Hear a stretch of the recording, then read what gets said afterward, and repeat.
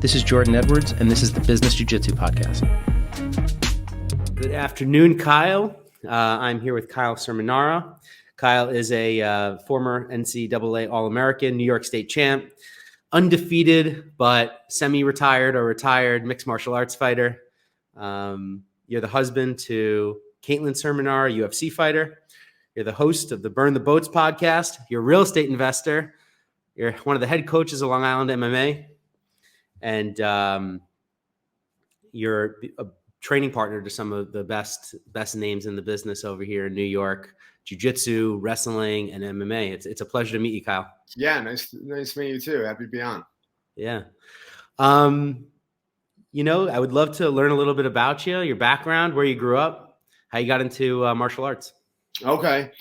I grew up in like upstate New York or Western New York, small town near Buffalo. And I, just a regular family. I had brothers, sisters, 2 brothers, 1 sister. And I started wrestling when I was in like 6th grade. Well, actually, I guess at the end of 5th grade, I went to like, there's like an intramural type practice after school. And I went and I like instantly loved it. And I liked it right away. And at the time, the coach there was like, "How old are you?" And I told him like 10 or whatever, 5th grade. And then he's like, "Well, where's your mom?"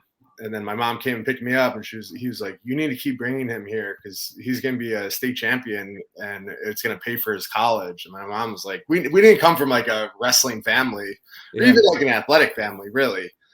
But so then she kept bringing me, and progressed and did well in high school. Then went to college, got a scholarship. Where'd you go to school?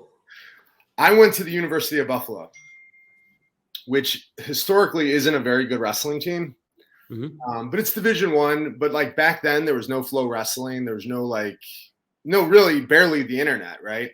So like I never watched college wrestling, but I was like, well, I'm good in high school, so I'll be good in college.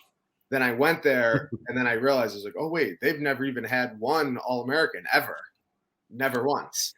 So it was a lot. I made it a lot harder on myself than it could have been, because like I'm a big believer in like being a product of a program where you're like as good as the people around you. It's hard to be like the only guy in whatever you're doing. That's very difficult to be the only guy. So yeah, my goal was to be an NCAA champion. I never was, but after college I was still like not happy. So I wanted to continue to pursue my goals. So then I moved out. I got invited out to the Olympic Training Center.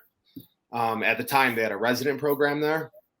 The coach was Terry Brands and Kevin Jackson. So the best of the best. Now I was more familiar with wrestling, I was so exposed to it. So I knew, these guys are like icons. So I moved out there and I lived there for almost 3 years. And then I kind of like, I guess, more or less like reached my potential. I was like 2nd at the U.S. Open, 3rd at the U.S. Open. I qualified for, all the Olympic and world team trials. Was top 3 at a couple of those. But I always think that I reached my potential. I was never made a team, but I lost to like Daniel Cormier, which was, he was the best guy at that time. And then when he was gone, I was like, all right, now is my chance. I'm going to be the guy. Then I lost in the finals to Jake Varner. And I don't know if you follow wrestling, but he won the Olympics right then. Wow. So it was just I was caught between a couple of really good guys. But, then I think that gave me some satisfaction. Like, all right, I did pretty good. Like a one-time NCAA All-American, I'm like, that's really not anything too special. It is. I'm still the only one ever at my college. But, I don't compare myself to stuff like that, or I never did. Yeah. No, it's a good highlight accolade on the resume, but when you're competing at the highest levels and you're getting right behind the best of the best, that's a tough feeling. It's a hard feeling to evolve your life and say, where do I want to be when I'm right behind Daniel Cormier? I've talked about it on this podcast, and it relates to what you said about being the only guy. The Scottie Pippen to the Michael Jordan. There's just these guys that were always right there. Right. And it's that can be a very difficult thing to reconcile. But you've turned it into coaching, which I think is an incredible career path. I think that having the experience of being in like not the best program and then the very best program, I think that's really helped me develop as a coach. Because after college, then, or after the training center, then I went and I coached at Edinburgh University. Are you familiar with that program? I'm not. So it's a small school in Pennsylvania, but when I was there, we were like 4th and 5th and like 8th in the NCAA tournament. And it's a tiny school, like 12,000 students. Wow. But, we had NCAA champions. That's where Gregor Gillespie wrestled, Jared King, Paul Donahoe. We had like national champions, every year I was there. But so then I was under Tim Flynn. He's the head coach there. He's like kind of like a legendary coach. So I learned a lot from him. And then I got a promotion at a different school, and I coached at the University of Pennsylvania. Again, I was under a really good coach there, Rob Eiter. He was an Olympian, kind of like an iconic wrestler. And then that's kind of when I was like, well, I'm coaching and I'm really enjoying coaching. I'm still happy, but I could still compete. I was wrestling with the guys every day. I think I was like 28 by then, 28. So I was like, maybe I'm going to try fighting. And then I tried fighting in Philadelphia, but again, it sounds like I'm super old, but just how fast things go. But do you mind if I ask how old you are? I'm 38. 38. Okay. Yeah. So this was 2010. So the UFC is nothing like it is now in 2010. You think it's the same, but it's not. It was still kind of fringe. Yeah. So then the regional circuit was really fringe. So I just thought, well, I'm a good wrestler. No one can beat me. Yeah. All you have to be is a good wrestler. And back then that was sort of true. Now I don't think that's true at all. I think you have to be really well-rounded, at least be good at 2 of the components, like jiu-jitsu and wrestling, or striking and wrestling. You need to be good at 2 out of the 3 for sure. But back then you could do okay with just wrestling, but I literally had just wrestling. I just showed up to the fight, no striking, no jiu-jitsu, nothing. And I won, but it was a wrestling match. Then I had another fight and the same type of thing, no training, just showed up. So then I was like, well, I'm going to quit coaching and fight full time. I'm going to try to, but which is I think probably a bad decision because you have no income. Yeah. Coaching was an income. It paid for my training. Maybe the training wasn't the best where I was, but I could feed myself. Had you found your way into Henzo's at that point? Had you met John? No. Yeah, I wish I would have never done this. But then I moved to California and I trained at AKA for about a year. And I had one more fight. And then by then I was 30 and I really wasn't progressing. And I guess I didn't really have the feeling well, I'm going to be, make my living on this as long as I keep putting in the time. I think I could have done okay, but I didn't ever really develop the striking or, there's a lot of things that I didn't have to be at the time, Cain Velasquez or something like that. Those guys were way better than me. Yeah. But so then I kind of got out of that and, started pursuing some other things, some coaching. And then when I moved to Long Island is when I started training in the city with John Donner. And that's kind of when I really learned jiu-jitsu. Yeah. Did you move to Long Island for your wife, or did you move here and meet your wife? I moved there and I met my wife. We met on Instagram, actually. Oh yeah? Yeah, we did. Yeah. She was fighting. She wasn't even in the UFC yet, but she was pretty well known on the regional circuit. She had a following and was well known. But I was living here and I was coaching at Long Island MMA. And then I was on the circuit a lot. There was a lot of guys I was quartering, UFC guys and stuff. And so she just kind of saw my stuff. And then, we an internet Instagram romance. Well, listen, it's I like that. I think it's very modern. So that's just the way it is, right? I'm a Long Island native born. I actually just moved back here for the first time since I was 14 years old. Oh, nice. I've been living in the city all this time. And COVID, and then I had a couple kids, and I just moved to Muttontown, which is about 10 minutes away from Sarah's. But I train at Budokan with Matt Cully and Arjun Debra and Randy Brown. Yeah. Okay, nice. That's where I've been training, my whole jiu-jitsu career. Great. But I've always seen you and your wife around over the past few years, Yeah. you know, on the local circuit and then rising up to actually, you know, Matt Cully's podcast, I think you were on, right? The Fight Cave. Yes. And, you know, and Well, all that's the good. local. So, yeah, so you guys have been around, but I had thought that one of you was a Long Island native, but you guys came here. Which is weird because not a lot of people seem to move to Long Island. It's kind of a difficult place to live, right? Yeah, very. To just move here. But yeah, I had a lot of friends here from like, you know, wrestling and college and stuff. And, you know, I just kind of like ended up here. And then it's been really good for us. We've, you know, we have a really nice life. Especially, you know, before COVID, I was like, oh, this is the best place ever, with right near the city, the beaches in the summer. Yeah. And now the city, we don't really go there as much anymore. So yeah, the city, I mean, it's like a leper colony. It's crazy what happened in such a short amount of time. I don't want to go down that path. Only is to say that it's crazy that the whole jiu-jitsu world was here. Yes. Between Henzo's and John Danaher and Marcelo Garcia and Unity and all these incredible schools. And then COVID hit and they just went, and they all kind of left for the most part. Well, I mean, Henzo's is still there, but people will ask us all the time, be like, do you guys still train at Henzo's? I'm like, no, because we didn't really, I love Henzo, but he doesn't really teach there. Mm-hmm. But we were there with John. And then once he left, now I feel like it's just kind of like a regular school. It's a long way to go to just be like a regular school. You know, there's a million gyms on Long Island that are, you know, good gyms. Right. But when John was there, it was worth traveling because the room. That was the first time I was ever in a room since I left the training center that I was like, oh, wait, this is like the training center, like the best guys in the world. And it was only focused on the best guys. Like a regular school focuses around like the mean, like the average. Like they can't really get too far ahead because they can't leave people behind. Where John teaches, it's you got to catch up with Gordon. It's designed for Gordon and Gary, and you know, a lot of stuff will go over most people's heads, but that's really how you get to the highest level, I think. Yeah. What an incredible coach and communicator. What's been your experience learning under John, you know, when you were there?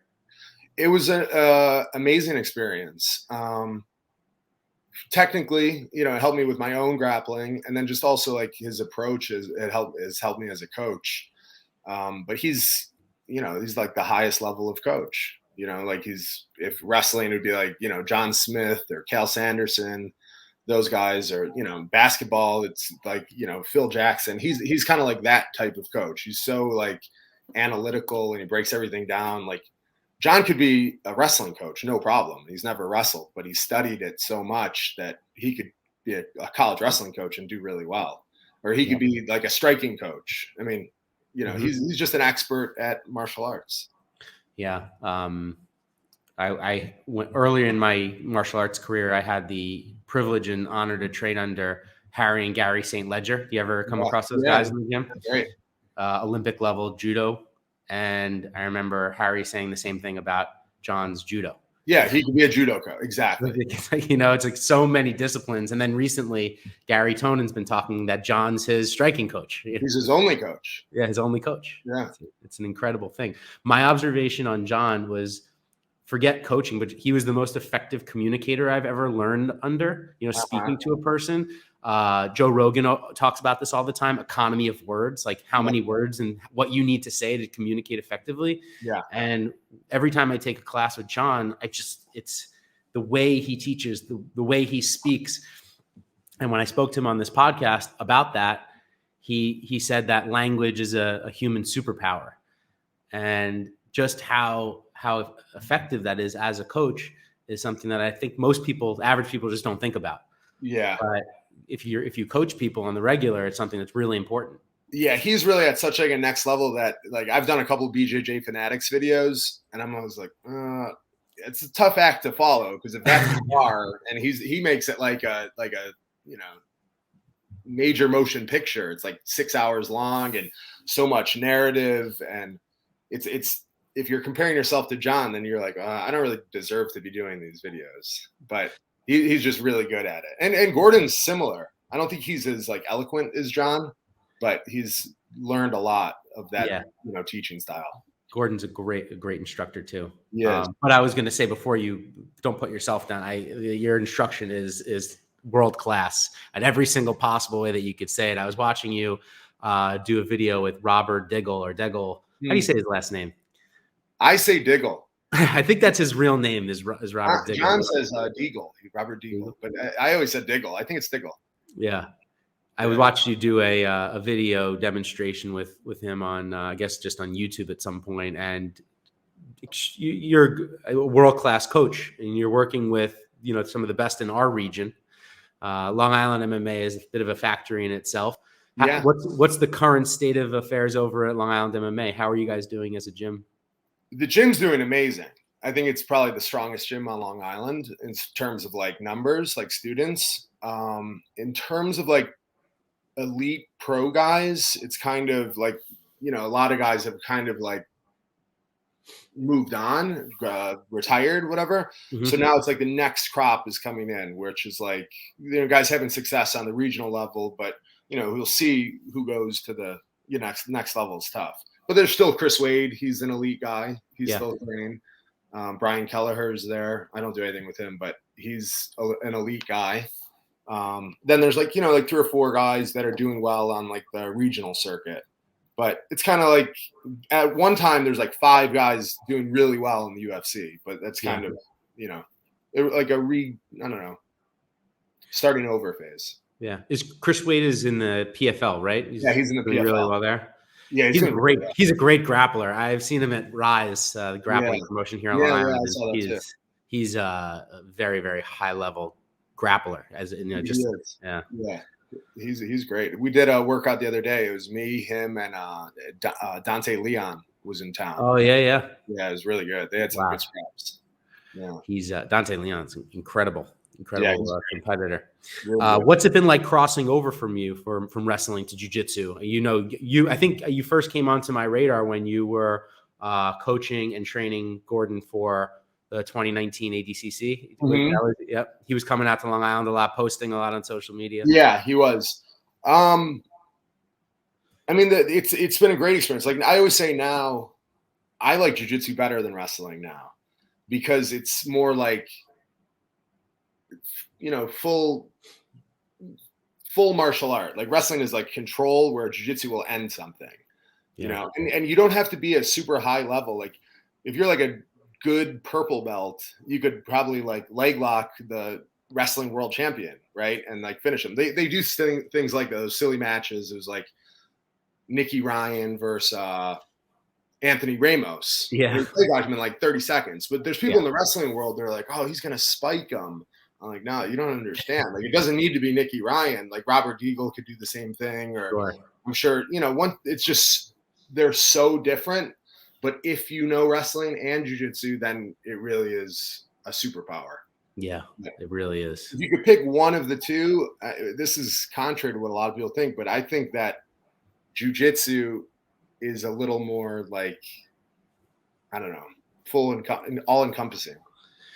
Yeah, it's Sensei Nardu said something really incredible in his book about martial arts and traditional martial arts and kind of, the bow and the gi. And he's like, there's something that's really beautiful and special about that. And it does help you become a great martial artist and live a great life. It's like, but if you don't think that some D1 or even D3 college wrestler is going to walk into the dojo, he's never bowed before. He's going to walk in with his shoes and he's going to spike you on your head. Yeah. He's gonna double you and he's gonna take you down. So, but if it goes long enough, it does. Yeah. If it goes long enough, the jiu-jitsu guy will probably end up winning. Yeah, at some point. Well, that's what the UFC was all about. I mean, the UFC answered that question for us in the beginning. Right. Just straight up stylistically, jiu-jitsu has an edge over most arts because you're going to take the person to the ground and you're going to strangle them. And, right. But now, like they always say, like, well, no, wrestling is most of the champions are from a wrestling background. Yeah, and that's true.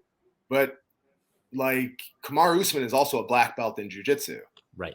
If he wasn't a black belt in jiu-jitsu, it would be a lot harder for him to win.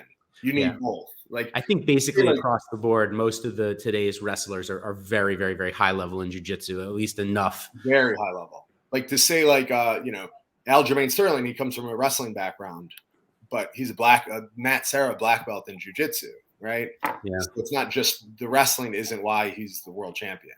It's part of it. It's a big part of it, but you need everything, I think, to win at the highest level.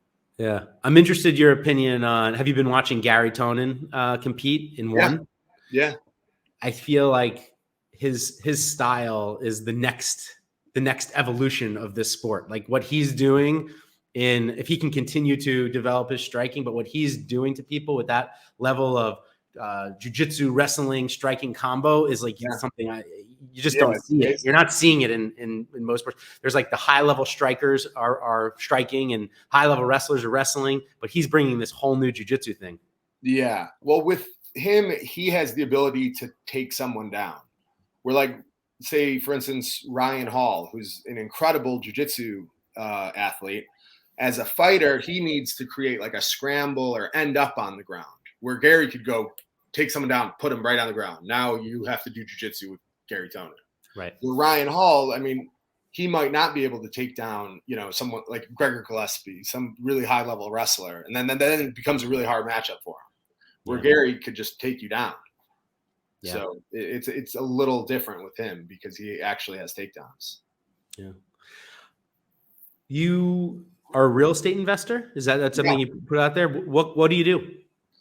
Well, we do all different things, but we started primarily with Airbnbs. But we actually own the houses. You and your wife? Me, my wife, and we have a partner. Okay.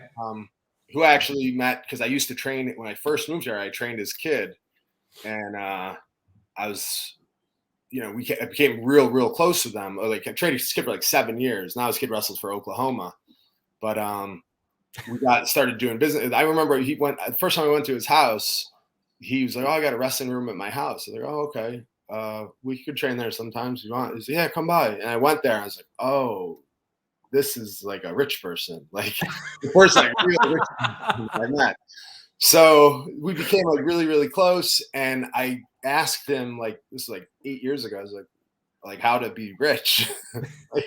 And then he kind of like gave me a plan. He like literally wrote it out, and I followed it for like years, and then we started doing business together, and then we bought a couple properties together, and we still have all of them, and we've done well.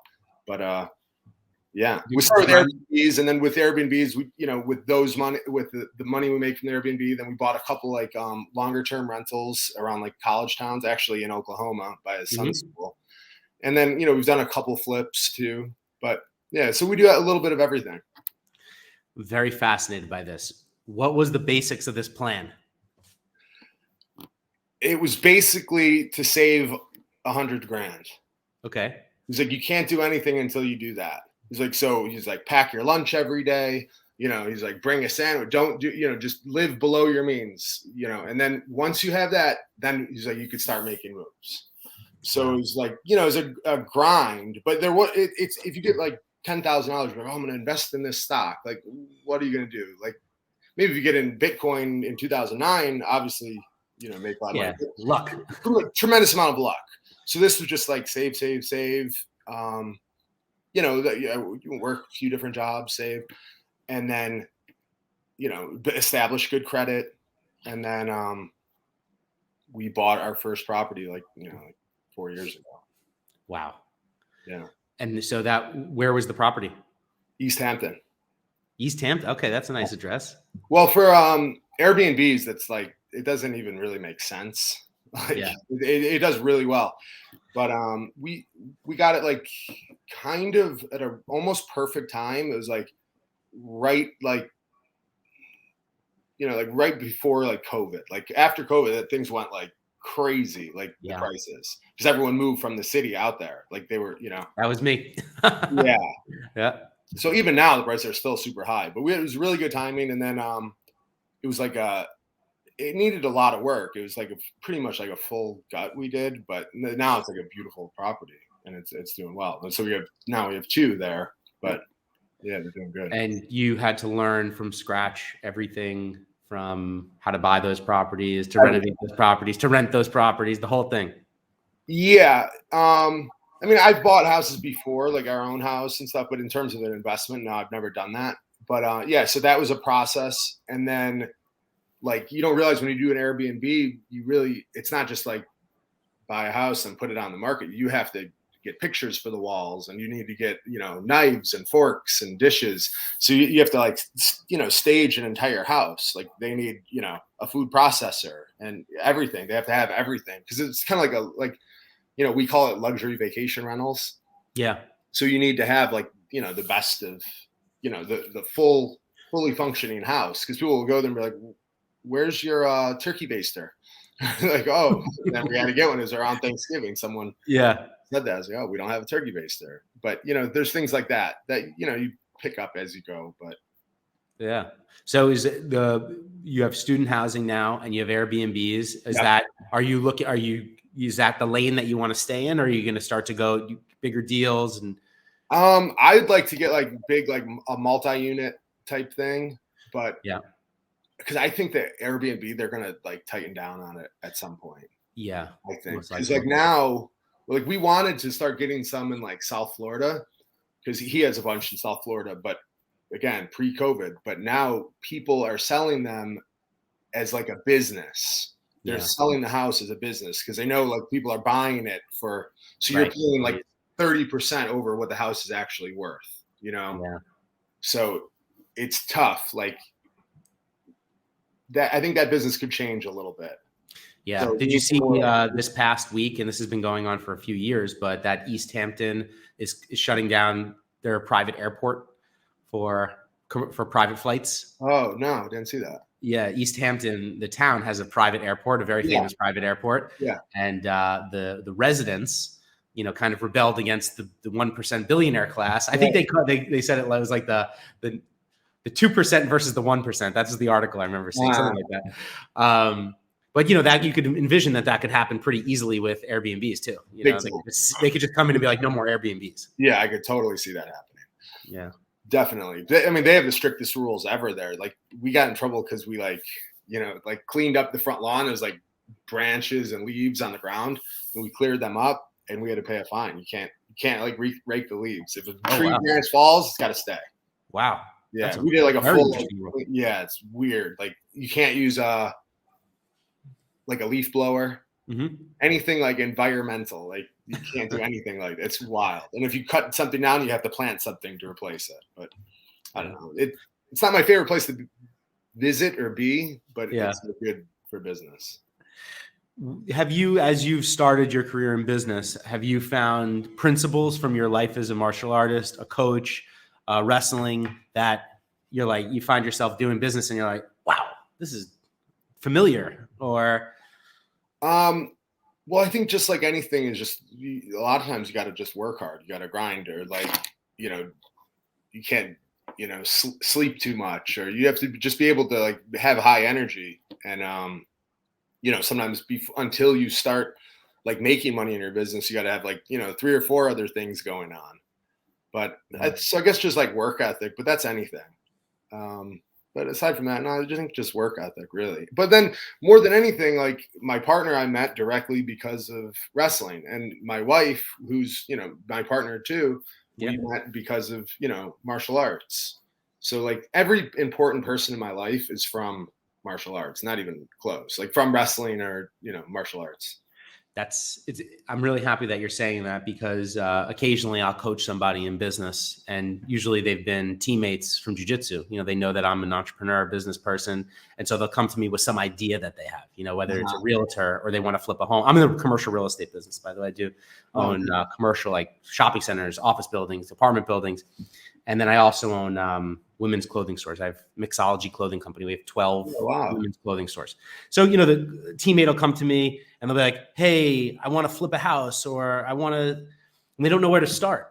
And I tell them exactly what you found out. I was like, start right here, start in the dojo. Everybody here this is like a team, family. Oh, if you need a plumber, there's going to be a plumber in the dojo. If you need like, everyone you need, every single person I know is from, like, my first mortgage guy was one of my, do you know Eric Ott? No.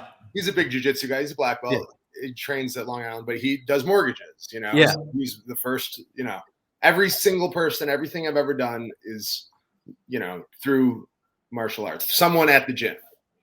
It really is like that. Like Ryan LaFleur, he's someone you should have on. He's a big time business guy. Great. Yeah, I'd love to. Please, Yeah. I'd love for you to connect me to him. That would be great. Yeah. But I've run a lot of business ideas from him, and we've done things together. We flipped a house this summer together, me and him. Yeah. But, He, when you're a complete beginner, a complete novice in business or jiu-jitsu or anything else, and somebody says something like that to you, it can feel almost scary. Like it's that easy, yeah. All I have to do is be a good guy and show up and meet people and talk to people. And very often what you'll see is people start jiu-jitsu, they stay in the back of the room. They don't know anybody's name. They don't shake anybody's hand. They come in, they train, they joke around, and then they get a nickname. Oh, there's a blue shirt guy. Or, Yeah. It's like, no, that's Kyle. He's a real estate investor. You guys should talk. And like just that basic A step of like trying to get people to understand the first principles of networking.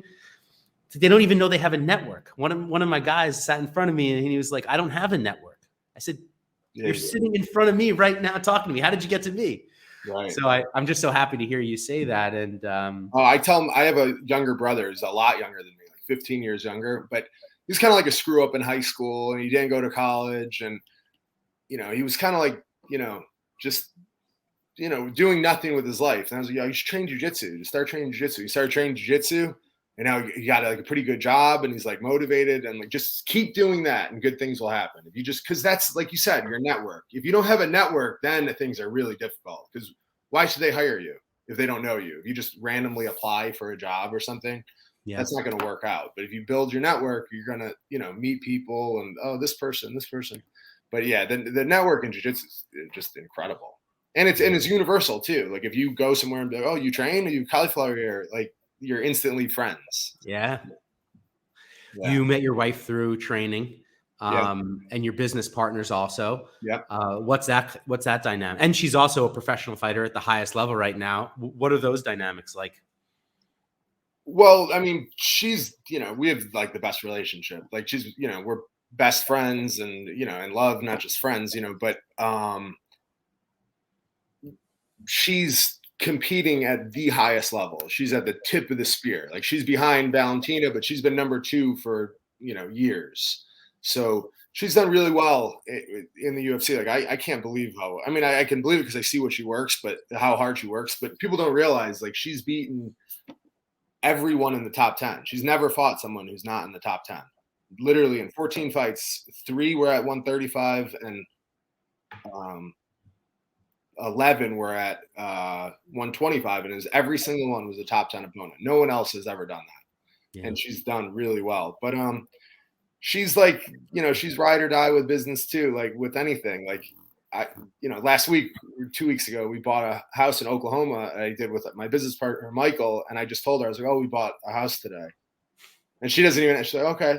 She doesn't even ask. Like and she's not, another important thing with business too, I think you can't be scared to like go down to the felt. Like that, that's like a gambling term. I don't know if you're familiar, but like the felt of the table. The table. Like you can't be afraid of that. And she's not afraid of that at all. Like we did that on our first project. Went all in. Now maybe you should. You're the first person I'm speaking to since I have the roadmap and all the chapters and everything like done of this book that I've been writing for, a year and a half now, almost 2 years. And 2 of the things that you just brought up are 2 of the chapters. So I was interested. I wanted to get your feeling on this. One of the things is your family, as it relates to when you have a non-traditional life, like if you're a martial artist or a UFC champion or high performing business, sometimes your family can't understand, what you do, what you're going through. In your case, you guys are so linked in, but then the second part of it comes up. And I was interested to see if this was something that you've ever experienced either together or apart. And it's, you can either be each other's biggest fans, which it sounds like you are, or you can always be competing against each other. You know what I mean? There's absolutely none of that. Like none of that. And anything with athletics, like I always say, she's been a way higher level than me. Like no comparison. She's at the tip of the spear. And everything with that is just 100% her. I have nothing to do with it. It's 100% her. But then when it comes to our life and our business, we're like, completely on the same page, like totally together, support each other so much. And, I think that's the way it has to be. It can't be like someone's wavering, like, oh, I don't think we should do this. I think we should play this. Like, she's like all in no matter what.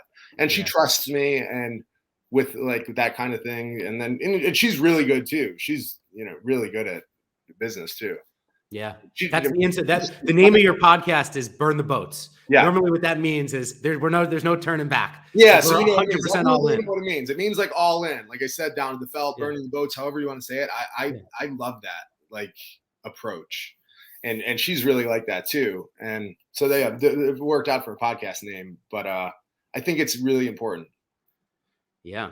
It's incredibly important. And it's also one of the things that I think some people have a very hard time understanding the importance of is like the relationships in your life. And are these people going to be my biggest supporters, or are they going to be competing against me all the time when I'm, when you're trying to do something incredible? And COVID really brought that out in my family because for the first time in almost 20 years, we were all living under the same roof together. We all fled the city from our tiny little apartments. And then we were living in my parents' apartment, me, my siblings, their wives, the kids, we were all under one roof. And so you really kind of find out the dynamics that, sometimes they only come out at Thanksgiving. Sometimes they only come out in the worst. And so you get to see the best and the worst of people.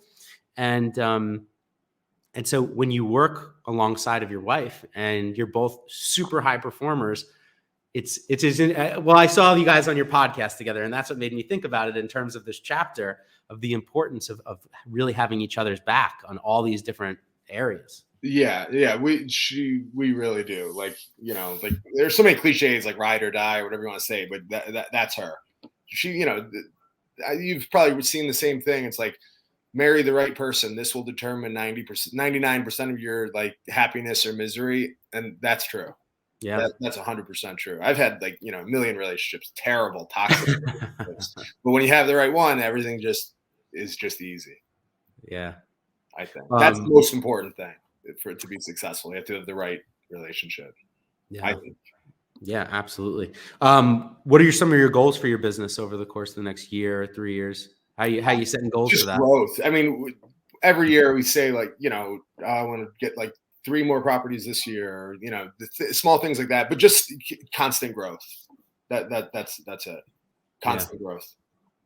Yeah. I never want, if like 6 months or something goes by and we haven't done anything, like it kind of happened like maybe like 7 or 8 months went by. We didn't do, maybe like 5 months went by. We didn't do anything. And I was like, oh, fuck, we're stagnant. We're stagnant. But you don't want to rush into anything either. Yeah. You have to be patient and pick the right deal because, like our partner Michael always says, he's like, you make money on the buying price. Absolutely. And now there's really no such thing as good deals really anymore, I think, because everything, it's such like a seller's market. Yeah, it's very hard to get a good deal. We just got a house in Oklahoma and they had 17 bids on the house. But we had an estimate. That's why I'm a real estate investor too, and I've bought all kinds of deals, and I flipped homes. I flipped 12 homes. I've bought apartment buildings and strip centers and office buildings. And when the market gets frothy in one area, sometimes it creates opportunities in the other area, and you have to step out and be like, I don't know, this almost feels like a totally different business. And it's that risk of going all in, burning the boats, and just being like, I have to go and find an asset class that maybe doesn't look as sexy right now, or there's some kind of value add. That's why like the student housing, like you're not making like crazy money, but you're definitely going to have people, Yeah. And there's value to extract. It seems like it's so expensive right now, right? Yeah. It's hard to get a good deal. It's very hard to do deals right now. And one of the ways to buy into these kind of markets is to do deals where you really have to add value and you have to work. Yeah. And there's upside. And you really have if you're going to go buy a house, it's almost like, not to say you want a totally dilapidated house, but you have to go find a house that's going to. But even that, I mean, we did a deal last year in Boca. We bought a house and it was like, again, 2 years ago, it was perfect timing. Timing. And then the plan was like knock it down and then build, a spectacular house. So we knocked it down. It was just the dirt. And then someone found us and they're like, we'll pay you. It was like double what we paid for the house for the dirt. Just Wow. yeah. And then we did that just because like the building price and permits, everything else. It's a ton of work to, if you could get like an instant 150% return, it's kind Yeah. of worth it, you know? Yeah, absolutely. But yeah, it's wild. But the deals like that I don't think they're around too much anymore right now. They're always hard to find until then the whole market collapses and the deals are there and then there's no money. Right. Then the Yeah, money's right. gone.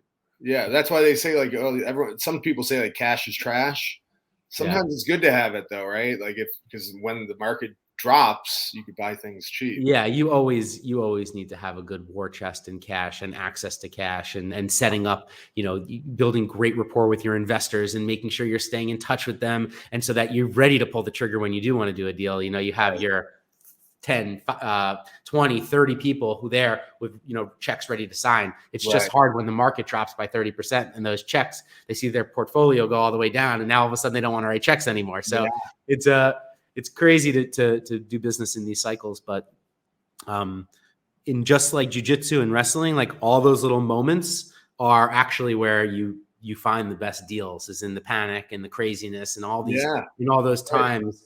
And I saw you, when you were doing that video with Robert, I think you said like you shoot in for the single, but they put their leg back and now you're on the other side. And like, if that's not the most perfect business metaphor of all time, as soon as you see one little area to maneuver, you have to switch immediately and not wait. And so Kyle, an absolute pleasure. Let me pull up where people can find you.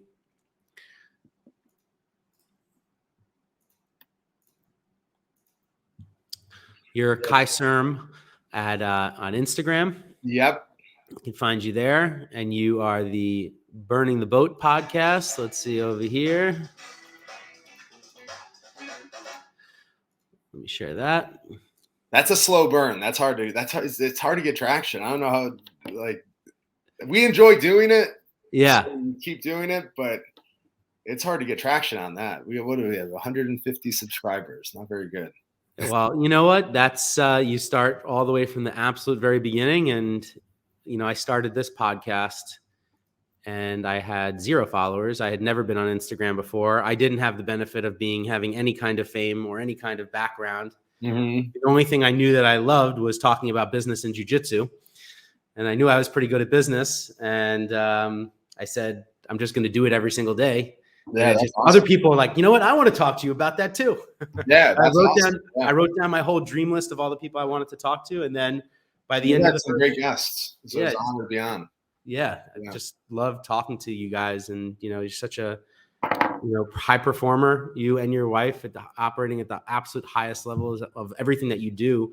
And now you're starting in business and you're starting your podcast. And I mean, you guys have been crushing it your whole lives and everything you do. So it's just no matter what, you're going to keep going until you win. And that's. Yeah, hopefully. But we like doing it. Like, that's one thing. Most things we always say, like, you need to be focused, like on the result. That I really we enjoy doing it. If it, we like doing it together.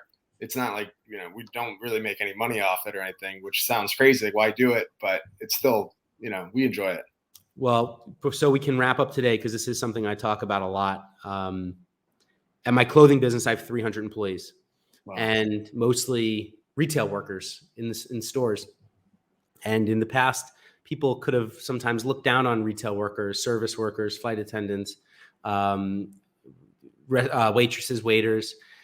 And now when you go into a store, it's so rare to get good service. So rare. It's almost like when you do get good service, it's like, wow, I want to come and see you all the time. Yeah. And so now what you're seeing on TikTok and social media and YouTube is regular people in service documenting their lives, and they're being rewarded in a way that they never were previously for just doing every kind of thing. Right. And I think that the integration of blockchain into for the next 10 years, anybody who's creating content right now is taking the first step in participating in this new economy that we have.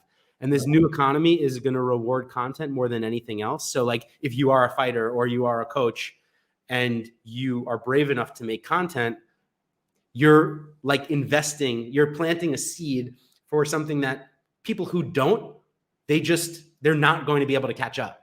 So like you're doing this right now with your wife, and you guys are having these conversations and talking in front of the camera, when think about how many of your contemporaries and peers are just too scared to do it or think it's too stupid.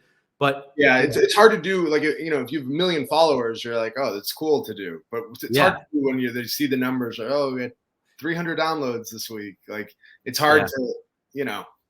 Yeah. But for you and anybody else listening, you have to keep going, and you have to do it just like jiu-jitsu or wrestling. You have to do it consistently. You have to do it every day. You can't take 3 days off or 3 months off, because then you're starting all over again. And like jiu-jitsu is a jealous mistress. If you take off 1 week and go on vacation and you don't train, it's like 3 months of lost productivity. And it's the same thing with content. It's the same thing with anything in business.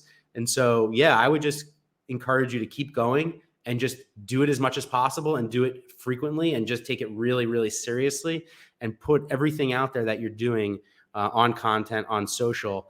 What we've seen at my business is nothing short of, it's almost like a miracle.